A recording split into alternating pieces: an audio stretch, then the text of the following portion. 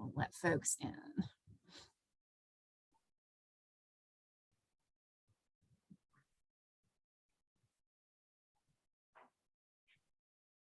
Good morning, everybody. Just letting everybody in from the waiting room, and then we'll start here in just a second.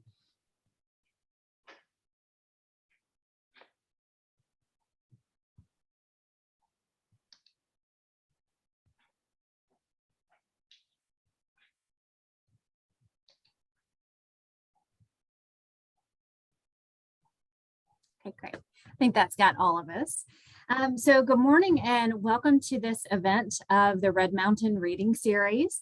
I'm Katie Boyer. I'm an English instructor at the Jefferson campus and also the director of the reading series. The Red Mountain Reading Series is held each year in the spring, and we invite 3 to 4 visiting writers to read from their work, to talk about the writing life, and to share their experience.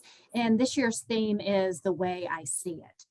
As we get started, I would first like to acknowledge that the reading series is sponsored by the Departments of Communication and Liberal Arts at both the Jefferson and Shelby campuses.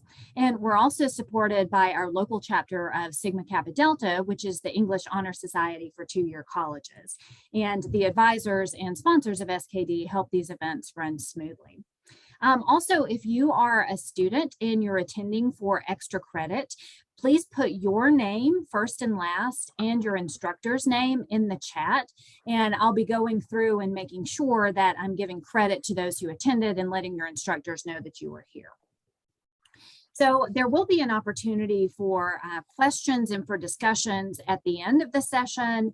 And there'll also be a couple of times where our presenter pauses to ask a question or ask for some responses. So keep an eye on the chat and be ready to contribute to the chat if you have a response during one of those times. I do want to ask you to make sure your microphone is muted and that you stay muted throughout the presentation.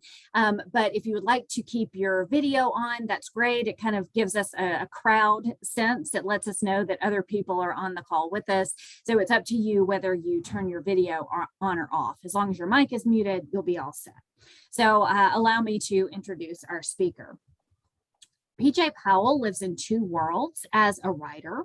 Her corporate alter ego, Patricia, is a strategic communications manager focusing on healthcare, smart energy, and education. She uses her background in chemistry, education, and business to tell stories about the how and why of organizations. Her writing focuses on new discoveries, solutions to healthcare challenges, and how patients and their families can access services or advocate for themselves.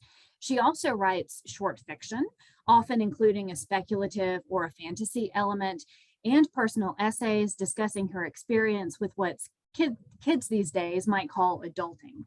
And as if these things didn't keep her busy enough, PJ also co-hosts the writing and publishing podcast, Right Away with Nat and PJ.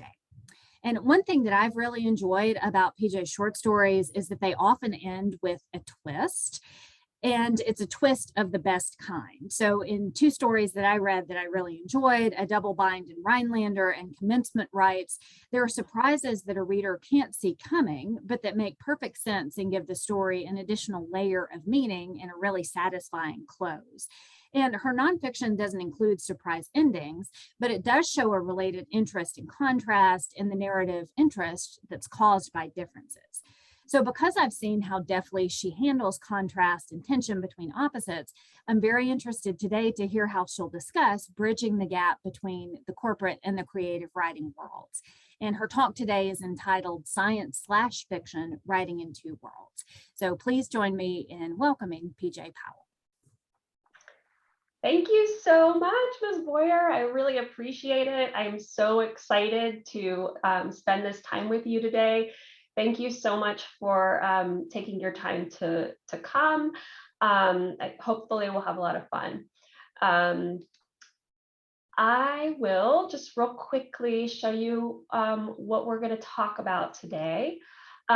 So the big idea of today's presentation, as Ms. Boyer said, is to give you some different storytelling approaches that work for nonfiction and fiction, and that's based on my experience as a writer in the corporate world with a science background, and then my experience studying and writing fictional stories for my own fun. And you can throw questions into the chat as you have them. We won't go over them until the end, but Ms. Boyer will be catching them. So you don't forget if you have a question during this conversation. And hopefully you'll come out of this with some new ways to think about truth telling, because that's really what we're doing on the corporate communication side. We are in the business of nonfiction, but a lot of the things that we do carry over and we borrow from storytelling, where the stories and the people are made up. So just to give you a sense of what I actually do, strategic communications, it means that the leader of an organization is going to give you what the goals are, what the mission is, what the values of the organization are, and then we as corporate communicators, we use that as an umbrella to do all of the communications that we do on behalf of the leaders that we're working for. And in this case, we're weaving science in because the clients that I work with are technology companies and healthcare companies. So it can come out in lots of different formats. I write speeches, I write talking points for presentations and develop content for slides. Sometimes it's an email message. And I'm not making stuff up from scratch. We're interviewing leaders, and we are finding out what it is they're trying to accomplish, what they want people to know. And we're casting it, whatever medium we use, whether it's a video or a news story, or some of the other ones I mentioned, we're casting it in that umbrella that they have given us for, where they see things going and where they see themselves at the moment. So let me go to the next slide. And then just to give you a sense, there's just so many topics that we've gotten to write about. I've gotten to write about and think about over the years. And some of them feature in very blatantly into the fiction, and other ones are kind of just in the background. But different kinds of diseases, different research topics, and lots of IT and technology stuff too. So I think at the moment, before we jump into the meat of the presentation, I'd really like to know what your profession is, whether it's one that you're studying now or whether it's one that you already do, because I'll take that into consideration as I'm presenting, and hopefully you'll see, any interest in or profession can inspire true and made up stories. So I just like to know a little bit about all of you. Some of you I know.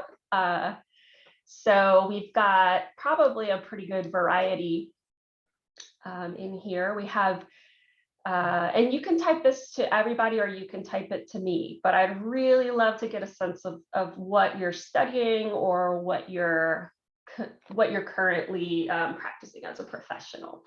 So we've got ICU tech, ICU nurse. Thank you for doing that. I know that this has been a really rough time in that profession. And my dad's in the ICU right now in Dothan. Actually, I'm outside of Philadelphia, but he's like for something planned. So that's why I'm smiling about it. He's doing really well. We've got public speaking and communications instructor. We've got web development, criminal justice, and eventually law school. These are all just really great. Oh, and dog trainer and rescue. And I do a little bit of rescue too. Marine biology. So yeah, I was thinking we would have a big variety, and we do. We have interest in medical writing. Hello, Melissa. And we have Dr. Arnold that teaches biology. She and I went to college together. And future filmmaker, creative writer, author and freelance marketing. That's my podcast co-host Natalie Lockett, thanks for coming. And business management. Oh, and thank you so much, Big Purse, for my dad. I really appreciate that. Graphic designer. So these are all areas where when you're advocating for yourself, or you are participating in the climate where you work, you'll hear from leaders. If you keep up with the different communications that are going through the organization, you'll hear the kinds of things that I've been talking about just a second ago, what the vision is, why we're here, what we're trying to accomplish. And you can think about that on your own as well. When you are thinking about pitching anything to your boss or another department, things that you're trying to do when you're trying to build consensus towards something. These storytelling techniques are things that you can put some time into applying to what it is that you want. And I will say really quickly that one thing I've noticed doing this for the last 10 plus years is that the higher up you get in the organization, you're talking with people, the more articulate they are, and they're using these kinds of storytelling techniques to communicate what it is that they're trying to accomplish. And I think that part of the reason why they tend to be so successful is because they can communicate things in a way that make people feel like they can fit into that worldview, and they make people inspired to do the work. Hopefully that's the ideal, but the more you can adopt these sorts of techniques to advocate for yourself and the work and the projects that you're doing, I think you'll just really reap the benefits, because it just makes it very relatable to more and more people that you're working with. So that leads us into building worlds. Organizations all build worlds, whether they mean to or not. And hopefully we want that to be an intentional thing. But I'd like to start with, in terms of world building, since we usually think of that as something from the fiction world. I'd love to know from you, what's the most memorable world that you've interacted with in a story? It can be any medium, whether it's film or in a book or an audiobook. What world really sticks out for you the most, and why? What is it about it that that makes that stick with you? And for me, so just put that in the chat, because I just want to see like we'll probably get another variety again, and it can be from a true story as well, like if there's a documentary that really painted a picture for you. Mine is N.K. Jemison's World from the Broken Earth trilogy. And I think we're going to get a show or a movie or something, maybe. But that, it's such a rich, you get such a rich sense of the culture, the values, the history, the pitfalls, where things might go. And it just really reinforces all of the different things that happen in the story. And Ms. Boyer is seconding the N.K. Jemison trilogy. Her other series on cities is also amazing. But we've got BioShock Infinite video games. So the world there really stuck out to Nat. And anybody else want to tell us what world? Middle Earth, yes, for sure. Megan says, has wanted to go on a Hobbit adventure every fall. I'll go with you. Hogwarts, for sure. Magical starts, good for kids. It takes dark turns, and it grew with Damien. Hunger Games, and you can compare it to the world today. These, I mean, again, you just get a sense when you're dropped into these, in Game of Thrones for sure. When you're dropped into these, they're all encompassing. They're 360 degrees. And so I wanted to talk about that as it relates to corporate as well, which I'm just going to give you one little example. Oh, Vampire Diaries, yay.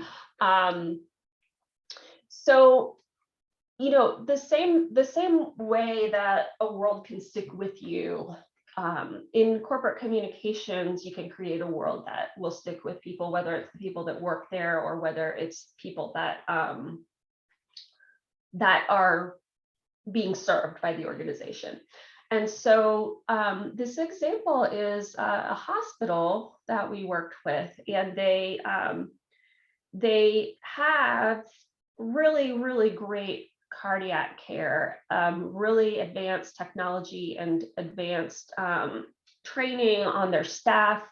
And they wanted their community to know, because I think a lot of people were kind of going out of the area for care when they didn't really have to. They could stay there, and they just didn't know that this hospital had these wonderful capabilities. And so the world that we were building our communications off of was this concept: an area hospital with the deepest expertise and latest technology related to cardiovascular procedures, whether it's non-emergent or emergent. You know, this is a place that you can trust if you need care. So I'm not going to read you anything from that, but I will read you a fictional excerpt from this other story, and it's the one that that Ms. Boyer, one of the ones she talked about, a double bind in Rhinelander. And so I'm trying to think in the same encompassing way. This one's a little more general, but you'll get specifics in the story. A cabin in the woods of Rhinelander, Wisconsin, which is a real place, where most things are not what they seem and local lore is true. So here is the excerpt from that. Okay. Nothing you can do but wait. I'll come out of this or I won't. Mama says it, and the wooden door scrapes shut behind her like she means it. A corset of rope binds me to the kitchen chair around my middle, tied too tight for me to work on with my free hands. Mama made sure of that. Gotta truss you up, she had muttered when she heard the hodag's spiked tail raking the side of the cabin, taunting her, luring her outside. She knew if she didn't tie me up snug, I'd follow her. Hunger corkscrews in my belly, turned by knowing that next time the cabin door opens, it will either be Mama or the hodag. Until then, it's just me and the giant can of chocolate pudding Mama left behind.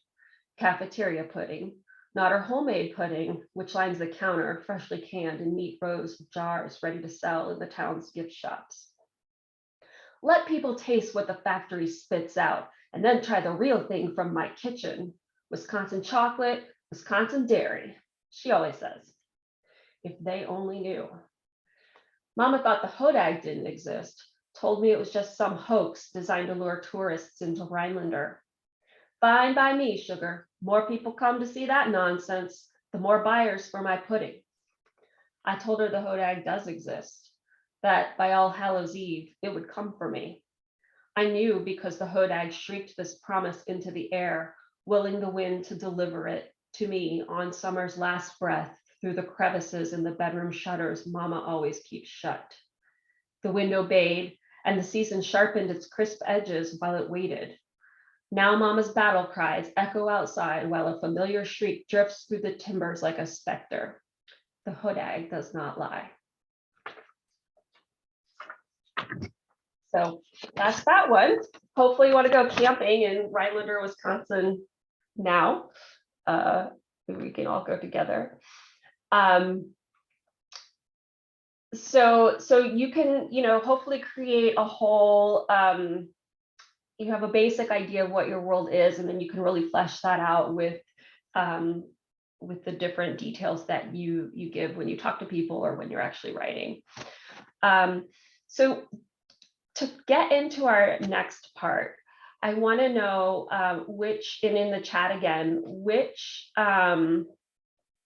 picture do you like better? What's more interesting to you? And then if you know why, if you have a specific reason why you like one better than the other, you can put that into. PJ, I'll just step in here. I don't think your presentation is sharing fully. Are you Oh, sharing no! a couple of pictures? There it is. Got it? Got it. Thank you. Yeah, because I have two views and I wasn't seeing this one. So we're okay now? Yes, we're seeing the two pictures now. Okay, awesome. So which one do you prefer?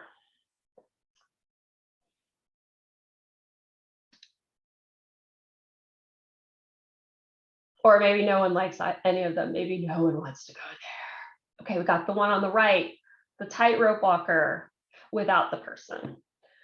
The one on the right, the one on the left. Tightrope with the person.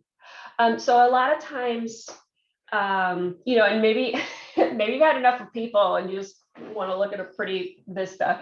But a lot of times with photographs and also with visual art as well, the ones with the people are the ones that people gravitate more toward.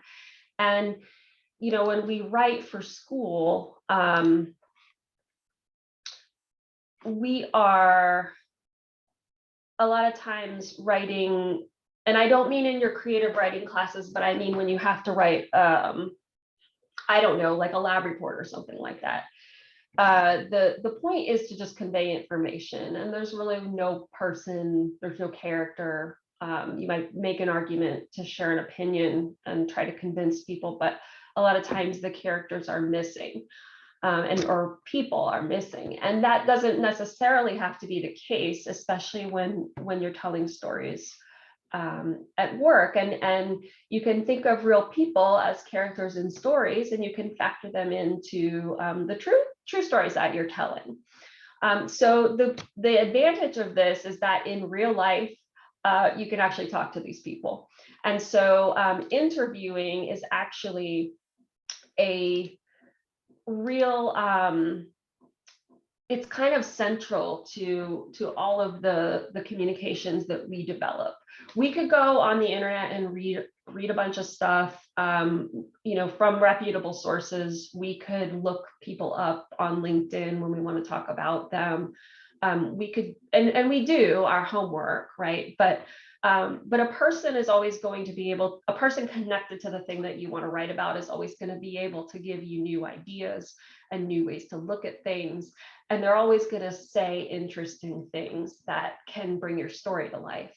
And so I just wanted to share a quick example from work. So we covered a day when we had a bunch of different people come in to meet with healthcare executives, and those people work for different what's called patient advocacy organizations. And so they're promoting awareness of disease. They're trying to raise funds for research. They're trying to help people understand what those patients go through with these different diseases. And so I'm going to call her Sandy because I'm not using any real names in any of this stuff, but she is a real person. And she is an advocate for women's heart disease. Sorry about that. Come back, Sandy. And so, you know, we could have just given a fact sheet about heart disease and maybe a bio from Sandy. But we wanted to combine those two things and put a story in the program for the event that would make people want to meet her and talk to her, and the same with the other people that were there. So this is a little excerpt, and I think this one is really the one example where you'll be able to see a little bit of how we're building, or I was building facts about the disease in with things from Sandy's experience and things that she told us when we interviewed her. So, according to Sandy, women's heart disease needs a movement and a moment. Many people are surprised to learn that heart disease is the #1 killer of women in the United States. with patients and healthcare providers alike in the dark about important heart health disparities between women and men. Sandy says this lack of awareness contributes to a woman's death from heart disease or stroke every 80 seconds in the US. Sandy says her past work with the US State Department to deliver life-saving services in countries hardest hit by HIV and AIDS is what gives her confidence that her patient advocacy organization will succeed in its mission to prevent needless deaths from women's heart disease. And then this is a quote from her. Tackling such a big challenge seems daunting, but the US President's Emergency Plan for AIDS Relief, or PEPFAR, is one of the largest programs to tackle a single disease in the history of the world. So I know firsthand that nothing is possible, but I also know we can't do it alone. So, talking with her, I mean, if I had just to write about women's heart disease, I never would have thought about, wow, this person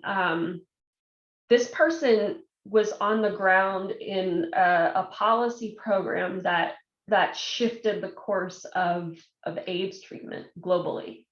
And that is a person that I want on my team. If I have women's heart disease, I certainly want a person that helped work on changing the course of AIDS treatment to be someone that's advocating for that disease. So that's just an example of how, talking to the person is going to give you stuff that you hadn't thought about before. And so then this is like a little bit weird, maybe not for the creative writers in the crew here, but so I actually do this with my characters. They're not real. Jade is not real. She does not exist, but I talk to them. I interview them. I ask them specific questions. I don't ask them like, where did they go to school and whatnot. I ask them specific questions that I'm stuck on when I'm trying to write their story. And I say it in my head, and then I stop saying it in my head and pretend like they're talking back to me, and I write down what they tell me. So that might sound a little bonkers, but it's surprisingly helpful.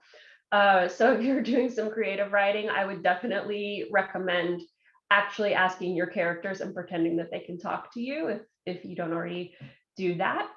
And that's because it's just like with the nonfiction, the person knows more about what's going on with the situation than I do. So I'm going to ask them. So it's a little weird because she's me and not not real and real, but whatever. Let's just bear with me. So I asked her, why are you so mad at your dad? Because I could tell that this was going to be really important to the story. And just to give you a little bit of background, she is her dad manages the engine that turns the universe, and she works for him. And the engine that turns the universe runs on souls. So when a person dies, their soul goes into the engine, and then, more souls come out of the engine and go into people, and that's the mythology behind this thing. But she's just so mad at her dad, and I was having a hard time figuring her story out. So I asked her, and this is a little bit of what she told me, and you can hear a tone. The character's tone comes out when they're talking to you in your head, so you can kind of hear what kind of person they are. So she says, he misses all my important moments, and he just expects me to work for him forever. And then he made me collect my friend's soul for the engine that turns the universe. Does a surgeon operate on a friend? I'm guessing not, because that surgeon has a human side too, just like me. That track in the mind you want idling while your ego and your intellect get things done. You want that surgeon thinking about Denny's during your operation, because the second their mind settles on their bond with the person on the table, the tiniest doubt creeps in, the bond strains, the breath pauses, the hand slips. My dad should have known that. How could he not? But he gave me this assignment anyway, and when my hand slips this time, it will cut to the bone. So she's a little melodramatic, but that's what she told me. And so then I used it, and I'll read this excerpt from the other story that that Ms. Boyer had called out, commencement rites. So she has had this friend is a new friend because the friend was her nemesis. She's just had a falling out with this girl at graduation, but she handled it in such a way that she ends up getting invited to a party, which is new for her. So she's on the way to the party. She's almost there. She gets this assignment where when she gets an assignment to collect a soul for the engine, she relives the person's last moments. And what do you know? It's the girl that invited her to the party. So this is the excerpt from kind of in the middle of that story. And this is her talking. How could I have been so wrong about so many things tonight? Especially this. My death sense has never failed, but my collection assignments come direct from the engine. And my dad just said Priscilla's time is up. Priscilla's the one that invited her to the party. While my assignment downloaded into my body, the evening moved on. Always happens. I finally reach a railroad powerhouse bathed in red and blue lights, a section of the sidewalk taped off. Paramedics and police mill around, but nobody is in a hurry because nobody survives a 10-story fall. Hang around the family funeral home long enough, and you learn all kinds of stuff you never wanted to know about ways our bodies can give our souls back to the engine. For example, I know a fall from that height is like sprinting at 75 miles per hour into a concrete wall. The sudden stop turns your motion against you, converting it to blunt force trauma. The broken bones are the least of your worries. If the brain injury and snapped neck don't kill you, the ruptures in your heart probably will. Focusing on these clinical details is the only way I can survive my legacy. Viewing the body as a soon-to-be empty, shattered shell on the pavement. Nothing more than a vast cellular conspiracy to coexist as a soft, beautiful mechanism for a soul to rent until tonight's eviction.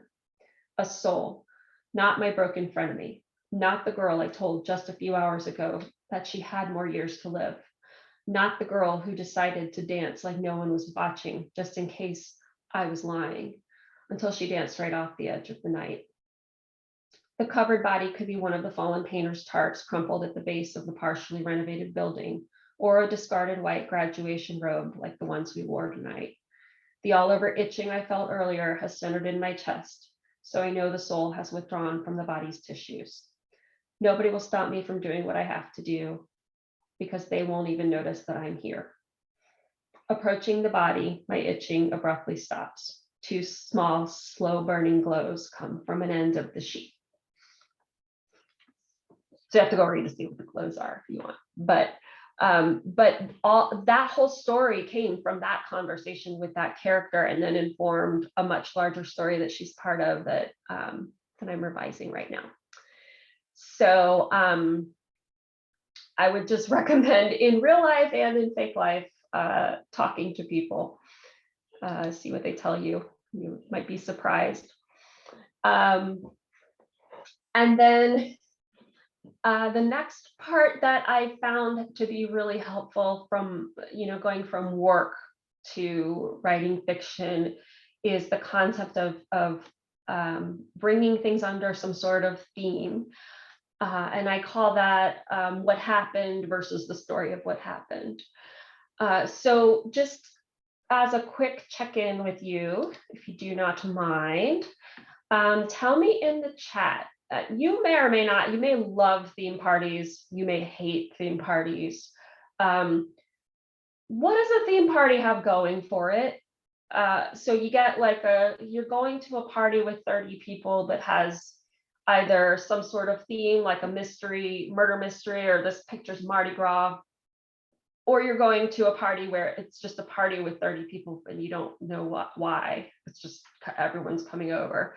What do you think are some of the advantages that a theme party might have versus just a random hang? And let's say that if you're hosting the party, you can just lift a kit from somewhere to throw it. You don't have to come up with all the ideas yourself.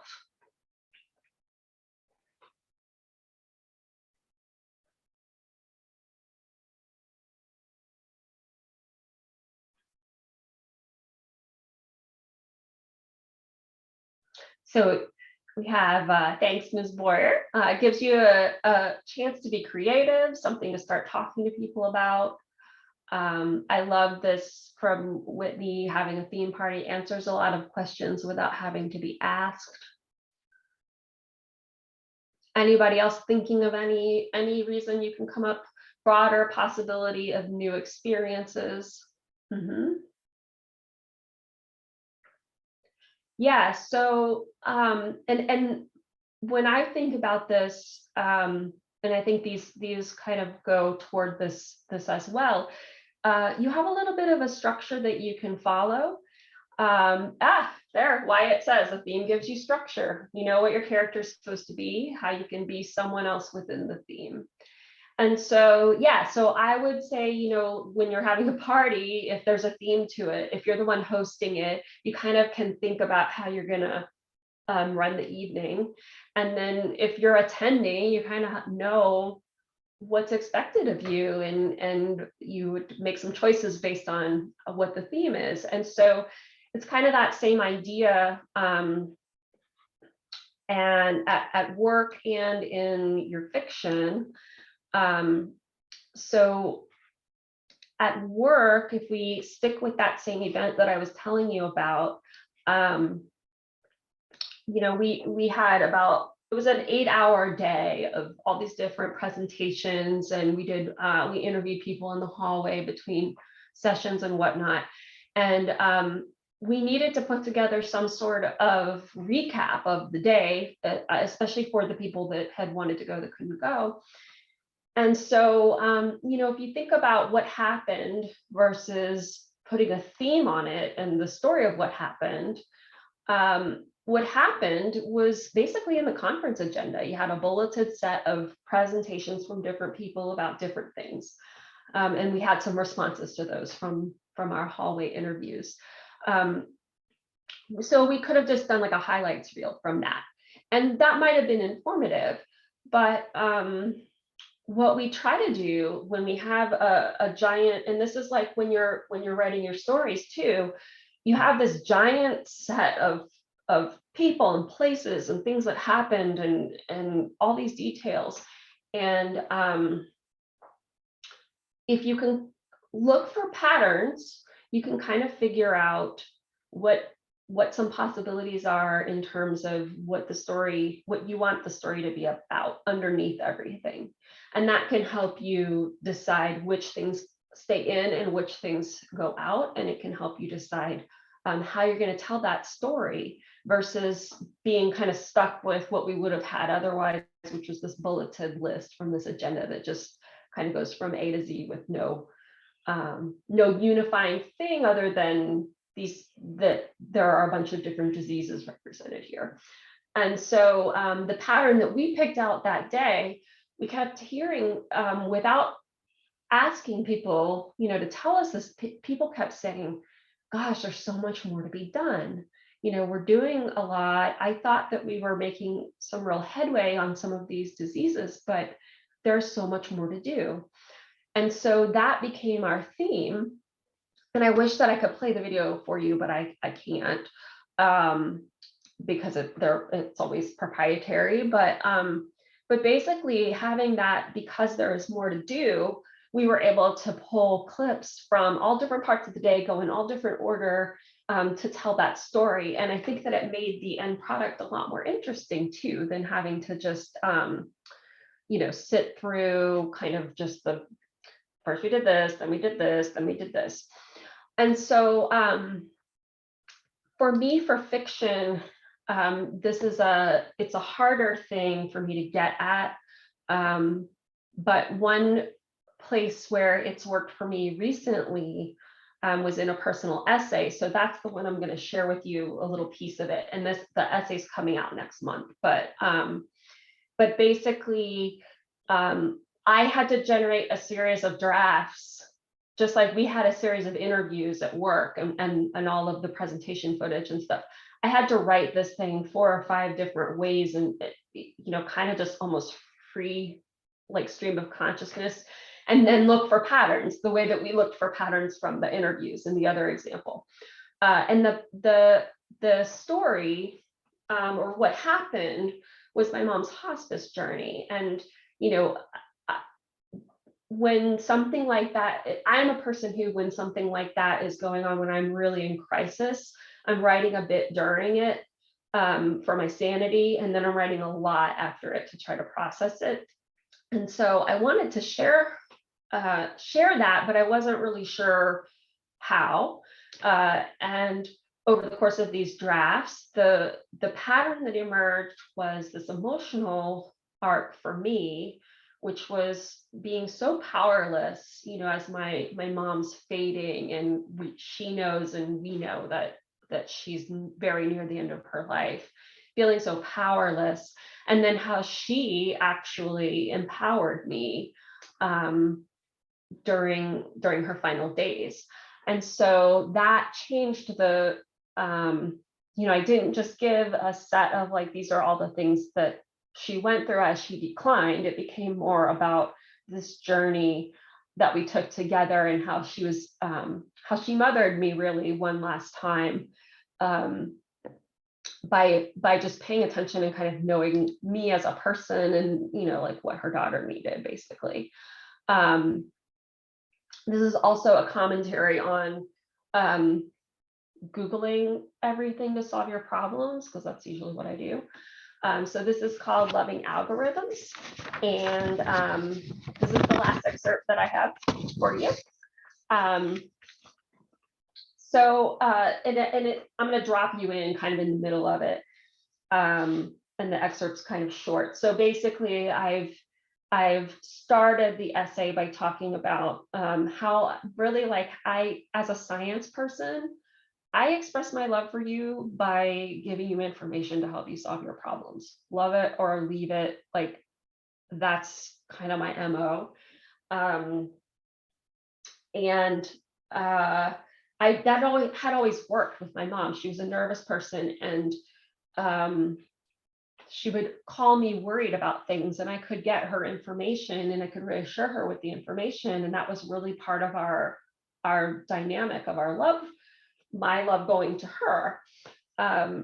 And she had dementia before she had this decline from cancer. And that was the dementia was something you could really attack with information. So I've kind of gone into some of that, and dropped you into, us the night we took her to the hospital, which was going to lead to us figuring out that she was going into hospice by her choice. So that's the whole setup for this excerpt. So I told her the news from the doctors: you have 3 weeks to live unless we get a cancer treatment plan together. And then this is where the excerpt picks up. My mom had her own information to provide, data in the form of her wishes. She could tell me that she did not want to beat the cancer, only to face certain decline from dementia. When I go to be with Ralph and my baby and all my little animals in heaven, I want to leave knowing who you are, she told me. With those revelations, all of human history's acute medical expertise became irrelevant. I would no longer be able to consult an expert or reason our way out, no longer be able to Google care for her. Our data-driven preparation for her long journey with Alzheimer's became a short sprint into death. I drifted untethered into the unknowable, giving up my go-to method of expressing my love. Except not everything was unknowable. I still had a search engine, and she was my mother. What was important for her to know, or what was important to her for me to know before she slipped away into the gray space between life and death and could no longer tell me? That was my search query, and she slowly compiled the search results, little by little, over her remaining lucid days. Please tell the senior center I can't come back. If people want to make donations, please tell them to give to hospice or St. Labray's Indian School. Please keep grandma's dishes. Please keep my dog.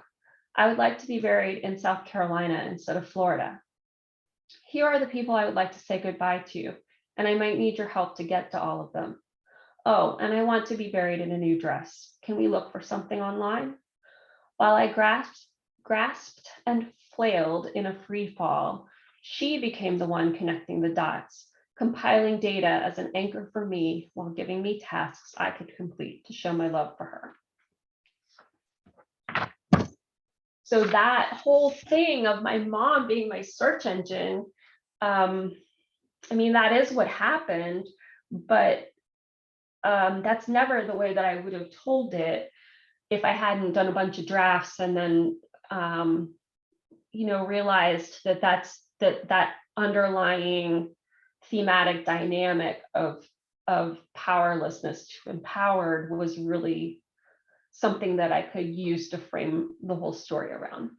And so that is my testament as to why figuring out a theme for pretty much anything you're doing. Oh, thank you, Whitney's saying she's proud for me to share the story. Thank you so much.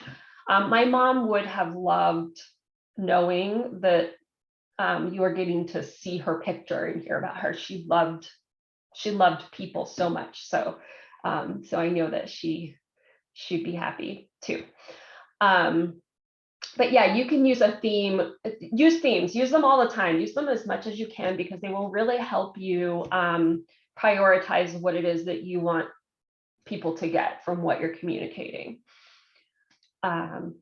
And we're heading into Q&A in just a second. I just want to leave you with this idea from the writing life that's useful for the writing life, that there's an attitude in both of these worlds that I live in that is very helpful. And I came into it first in science with something that we call the innovation funnel. And the idea here is really just that you have a million ideas of stuff to invent to help people or make life easier. And as you sift through, you kind of narrow it down to what you actually want to try. And when you start trying stuff, most of it doesn't work. And so you start with this gigantic amount of potential. And you have to work all the way through it. And essentially you're failing that whole time to get to one thing that works. And that is definitely the same, I would say, for the writing life. This is understanding this from the science perspective has really helped me be a little bit easier on myself, because I don't know about you guys, but I can be really mean to myself when I'm trying to be creative. And so it's just good to kind of know, like, failure is a part of creativity. And maybe we don't even call it failure, but they will call it failures in the business world a lot of the time. So to bring this point home, so this has helped me at least know that I should be more patient with myself about and understand. I don't need to feel bad because I can't make every single one of my ideas something that I can publish. You'll see, I just wanted to share with you for the 3 pieces that I read from for you today. I sent those out, each of them, to over 20 places to try to get them published. And so these are my very best rejection statistics and my very fastest time to ever get anything published. So at least a month, 2 months for the essay that I just read to you that's coming out next month. 9 rejections for Jade's story, 7 rejections for the Hodag story, 10 rejections for the essay that I just read. This sounds, like, oh man, that's so many rejections. These are my best numbers. So a few of the other ones that I want to show you, I won't call them worst, I'll call them not so best. And these are my babies. Like, I love all these stories. 7 months on submission for this parody of About By Nothing, which I'm a By Nothing groupie. And that's coming out. It was supposed to come out last week. Hopefully it comes out today or next week. And then these two stories, Graham is one of my all-time favorite characters that I like to write about. And like both her stories, man, so hard to place. So clearly I sent these out to more than 20 places, 28 rejections for this one that came out this past December, 7 months. And even though, so 5 months for this one, which is like my heart, it's not coming out till next fall, but 36 rejections. So even the pieces that you get all the way through the funnel, then you go through another funnel to get them to find a home for them where just to find the readers, to connect the work to the readers. So I just wanted to leave you with that because that's just the life that we live as creatives. And I wanted to encourage you, if you're ever down on yourself for the ideas that you didn't create all the way to the end, or the stuff that you haven't been able to find a home for yet, just you know, remember the funnel, and that's just part of the life, and it's not any reflection on you or the quality of your work. So Q&A. Do you have questions? And if you think of something later, you can also email me. I'll put my contact information up at the end. So you can always reach out later. But does anyone have questions now?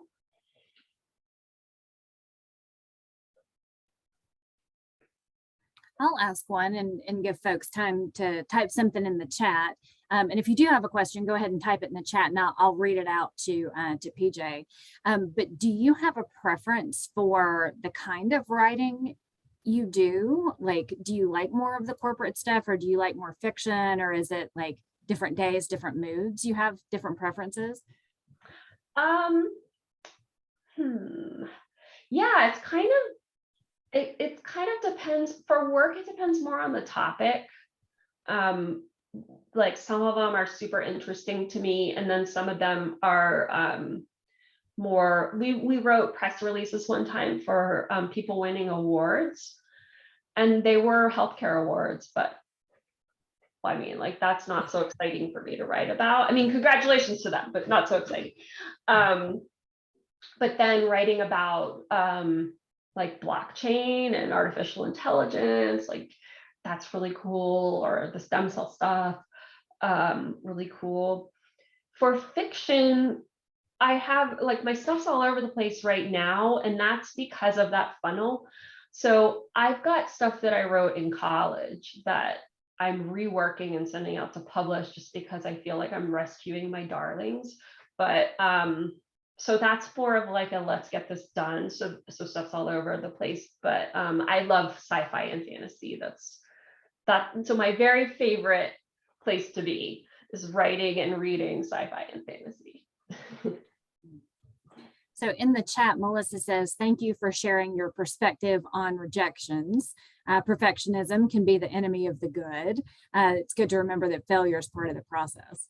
So, agreed. Yeah, for sure. And thanks, Melissa. And Melissa's one of my sweet friends from graduate school, and she's an amazing physician and multilingual person, and I admire her a lot. So so thanks for weighing in, and thanks for coming, Melissa.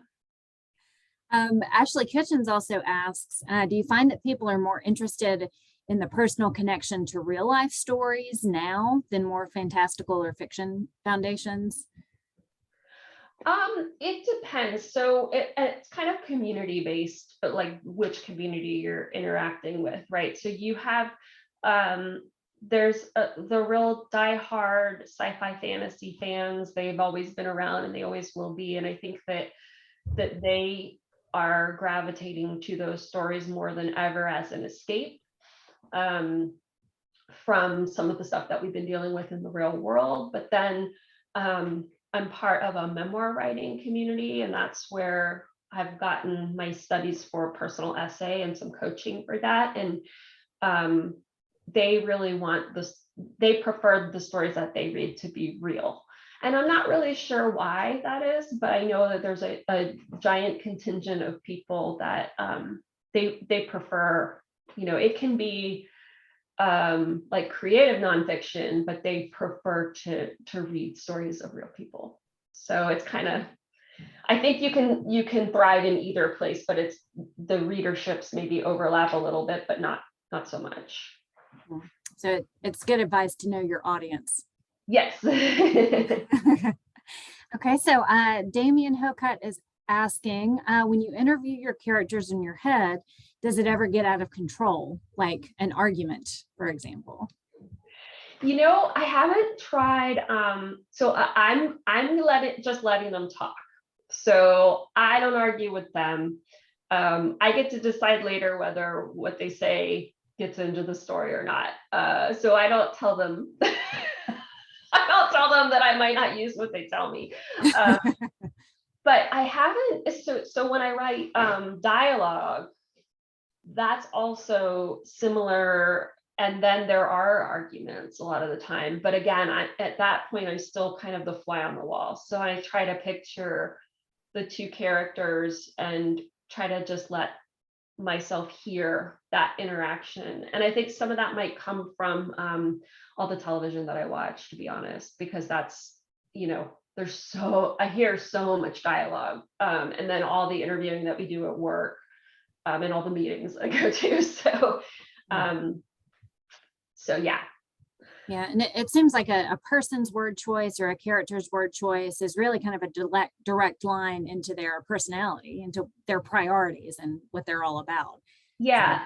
Yeah. And I kind of, I like the letting them talk to you in your head, because you're treating them like whole people, like all that stuff's already baked in. And I can just get really overwhelmed fast if I start trying to break them down too much, especially when I don't know them that well yet. Like the character interviews that a lot of people find so helpful on the front end, not interviews, but like the questionnaires, like where do they go to school? What's their favorite food? What's in their fridge? Like that shuts me down. So I like to just think of them as fully developed people that are telling me things. Mm-hmm. So I don't have to make it. It's so silly. Like then I don't have to make it up. They told me. But it's more an attitude of discovery than of like forcing, maybe. Yeah. So Whitney had a comment. She said, for me, it's a lot easier to read stories that are real and easy to connect to, especially if I've experienced the same story. So a comment on fiction over nonfiction. Yeah, I can definitely see that. Thanks for putting that in. Yeah, I think it's this one N.K. Jemisin book with the it's The City We Became, but that's, the city is personified, the boroughs of New York are personified as characters, but real people are literally becoming each of the boroughs.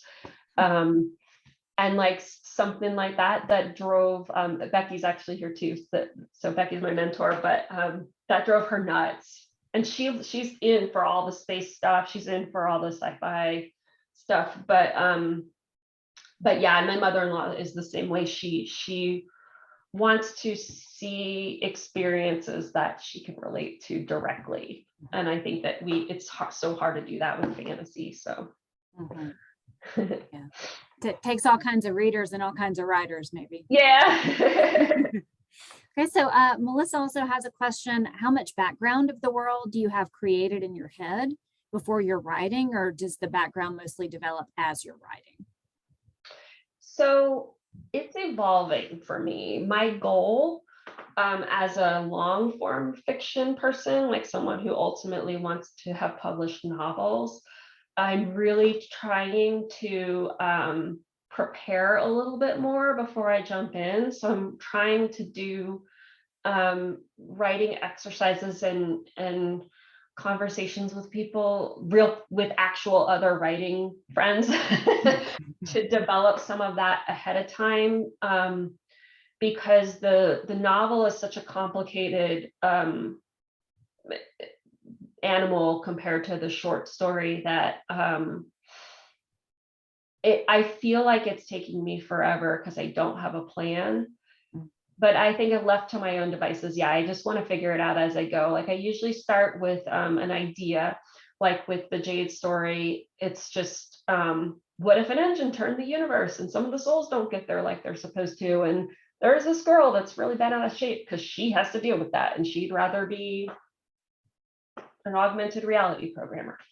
So, but for the short stories, I let it really develop as I'm writing, and I'll write those 4 or 5 times, sometimes before I usually start getting feedback on them 2 or 3 drafts in, and so the feedback then will help me pull things out more and develop more. And a lot of the like I might do a pass specifically for world building at the end. So I'm a kind of character forward and then supplying the plot and the world more as I get to know the character better. Okay, great. And there are 2 more questions in the chat, so we're a couple minutes over, but if you have a little more time, can we get to both of these? Yeah, of course. Okay, great. So Whitney Martin asks, do your emotions tend to lead the writing more so than your thoughts? For me, it's probably more, I'm probably more thinking on the front and then feeling afterward. And that can cause more revision needed actually, because, you know, I think that I read to feel something. And so I don't necessarily write to feel something. So I have to kind of think that through when I'm as I'm going through the process. And then I can start to really feel the characters. But when I interview them, I can feel their feelings. So that's also another way. I just pretend like, wow, that person sounds really mad, or that person's really excited when they say such and such. But I think that I would love to be the other way around, but I think more thoughts and then feelings. Great. Okay, so last question is from Erin Arnold. She says, is there a way to incorporate your approach when engaged in academic writing, which tends to be more formal and technical? Yeah, I think so. I think it's more challenging. Now, if you're writing, you know, for Journal of Analytical Chemistry or something like that, you have to follow their format. So at that point, it's going to be this kind of cookbook, you know, here's the big picture, here's some background, here's the study that we did, and here's what happened.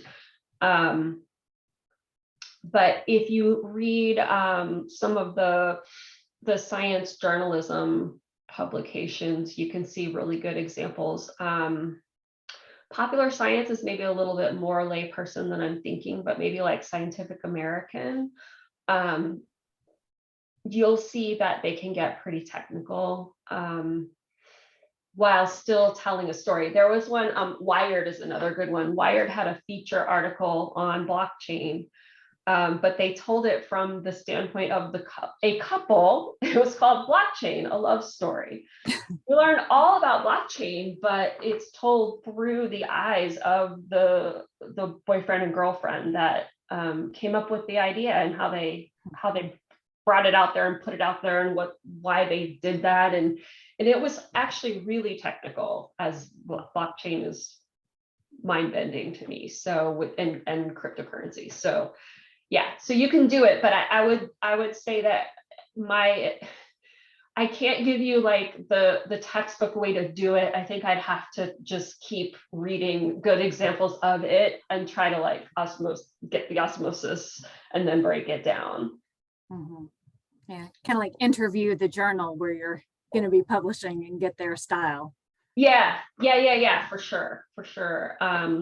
Yeah, and then looking for like some of the more technical ones, because they, you know, Wired, for example, you know, that is specifically for people that are super into technology, and like the nerd quotient on the technology end can be really high, and they know that. So they're gonna be, the articles will be accessible, but they will be much more technical than something that you would pick up in Vogue. which might also write about cryptocurrency. You never know. So. Okay, great. Well, I think that's our time. So thank you very much for this very enjoyable, informative presentation. Folks, if there's anybody else here who needs to give me an instructor's name for extra credit, throw it in there real quick. But otherwise, I just want to thank PJ Powell for being here, for sharing with us. Thank you all for attending, and I hope you enjoy the rest of your day and get some inspiration for your writing life. Thank you so much. Excuse me. Yeah. Hello. Hello. Excuse me. Yeah, I have a question. Okay. Okay. This is for extra credit event. If your instructor told you you can get extra credit, then yes, that's possible. But I am attending your event. Mm-hmm. How does my instructor know that I attend or not? Who is your instructor? Zach Alexander. Okay, I'll tell him. I'll write his name by your name, and I'll send him a list of all his students who attend. Do you know my name? I do. What's my name? Tae-hong. No, that's me. I am. Okay. Yeah, your name's by your photo, so I know your name. Okay. So okay. you let him know. Yes, I will tell Mr. Alexander. Okay, thank you so much. Okay, thank you. All right, thanks everybody. Bye-bye. Bye.